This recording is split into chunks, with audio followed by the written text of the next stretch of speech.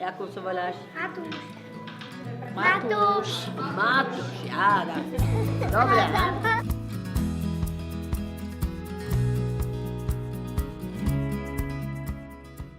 Rešpekt a dôvera. Tieto dve slová sa vyskytujú naozaj v tej drvivej väčšine projektov, ktoré my sme podporili a mali sme to šťastie, že sme mohli podporiť naozaj 29 projektov, skvelých projektov, tých najskvelejších z tých skvelých, ktorí sme dostali a tých sme dostali ešte niekoľkonásobne viac v hodnote až 850 000 eur.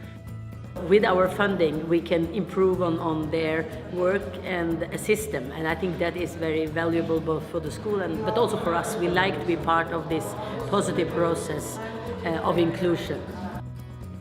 Deťom a mladým ľuďom ukazujeme, že môžu niečo chcieť, že svet sa nekončí za hranicami osady, v ktorej žijú a že môžu si dovoliť chcieť niečo viacej ako ich rodičia, dovoliť mať sny a snažiť sa potom pre tie sny robiť aj konkrétne reálne kroky, v rámci ktorých my sa ich snažíme sprevádzať a pomáhať im ich naplňať postupne. Očakávam, že týmto spôsobom pritiahneme viacej teda detí k tomu vzdelaniu, čo je teda prepotrebné pre ich život. A držím palce týmto ľuďom, čo sa okolo toho pohybujú.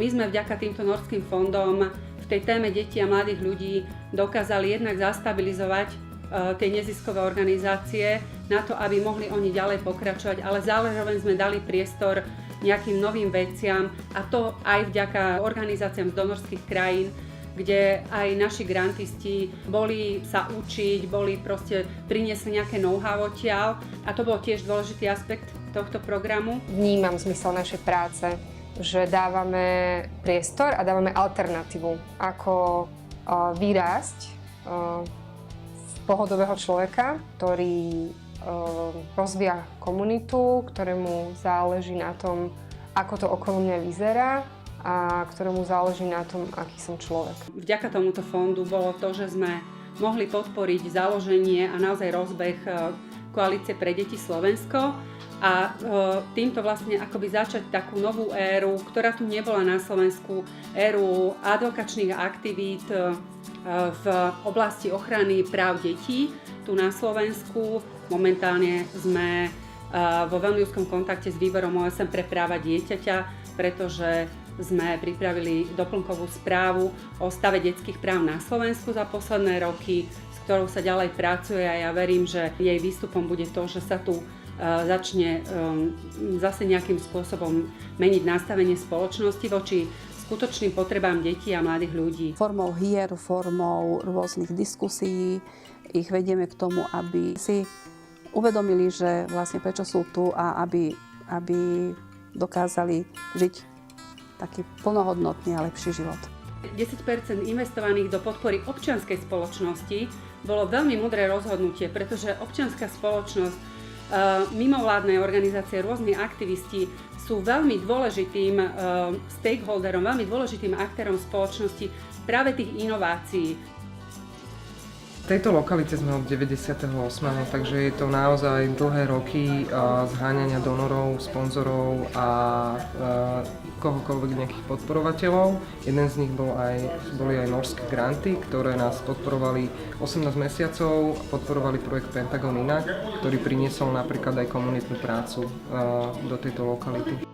My sme naozaj pripravení pokračovať v tom začatom diele a práve tým, že tu prichádzajú tie nové témy bezpečnosti, ktoré sa spájajú s takými ťažkými témami, ako je príjmanie rôznorodosti.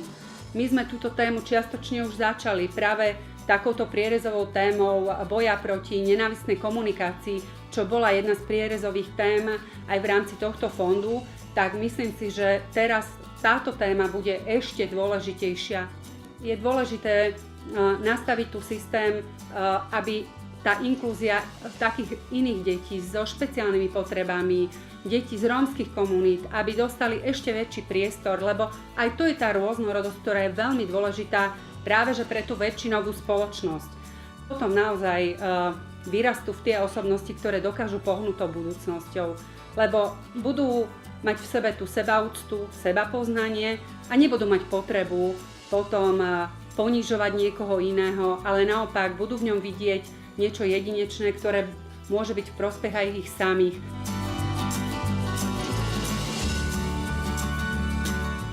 Verím, že budeme pokračovať ďalej a my sa na to veľmi tešíme.